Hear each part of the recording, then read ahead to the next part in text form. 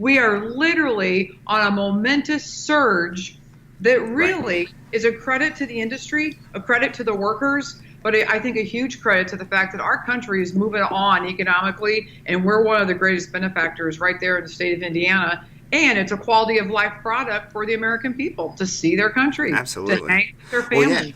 Eh, yeah, and this momentum. I mean, it's such a like force right now. I mean, Yes.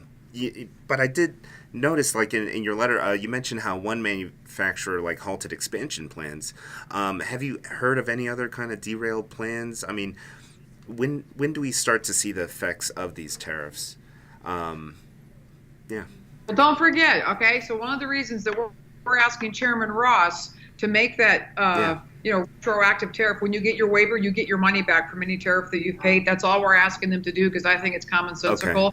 But don't forget, one yeah, of the reasons I've been so visible on going back and forth with the president on being fair is because the yeah, prices from the aluminum industry had already raised, already just at the threat of tariffs coming in. So we've already hmm, seen this. It's not necessarily a kick after the president, kicked this off. The kick was coming just in rhetoric and the kinds of things he was talking about because the companies recognized their new share and leverage and started raising prices and started turning down contracts way before the president made this decision verbally. yeah, absolutely. Well, yeah, I look forward to seeing what happens next week. I mean, we'll have to do a We're little going to fight update too. this. We are going to fight this and make sure that Yeah, we get what is just a common sense, fair provision. If you can't find a domestic producer and you're the one that has to take the hit for your company and wait for a hmm, waiver, you shouldn't be paying the government. I mean, the government, there should be no money exchanged. If you have to pay a tariff, the government yeah, should pay it back when you get your right. waiver. I think it's only common sense, and I think our industry needs that for fairness. Yeah, no, I think that's a great approach. Well, and speaking of, making some changes, you recently had a tariff relief bill passed by the House that cuts or reduces duties for imported products. Right. Tell me, how long has that been on your plate, and how does it feel getting the vote?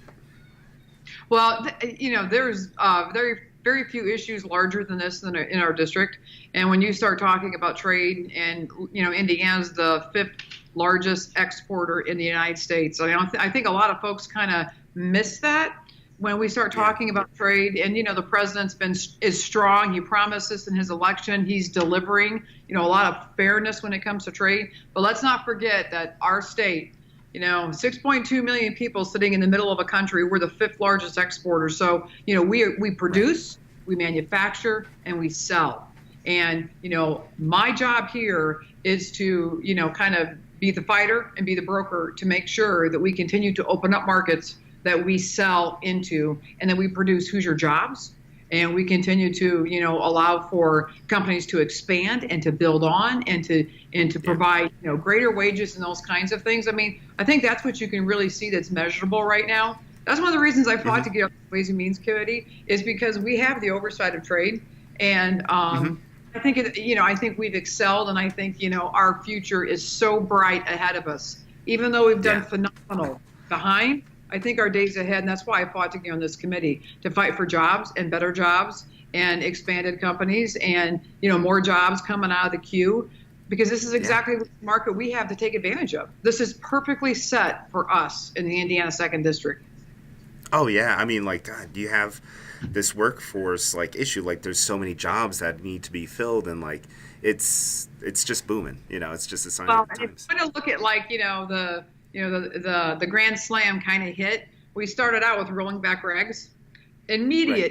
immediate boost, right, to companies. Take the government control off of companies and let them do what they do best, which is hire, manufacture, and sell.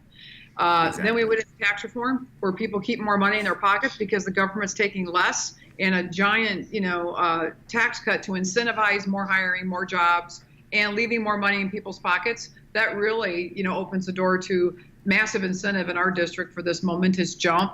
And then the third leg of the Yeah. stool, obviously, is trade. And that's why we have got to get this right.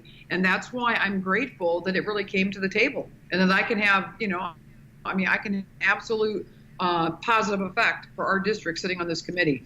And so I think, when we look around, I say, my gosh, our future is bright. If we thought our past was great, our future is bright. Well, very cool. Well, Congresswoman Walorski, thank you so much for being on In the Know with us. I appreciate it. We look forward to meeting you in person, I think, for committee week in June. So, yeah. Good. All right. And the power breakfast. Yeah, that's right. That's right. The power breakfast will be a great one this year. Lots of stuff to talk about. All right. Thanks for joining us, Congresswoman Walorski. And thank you for joining us. We'll see you on the next In the Know.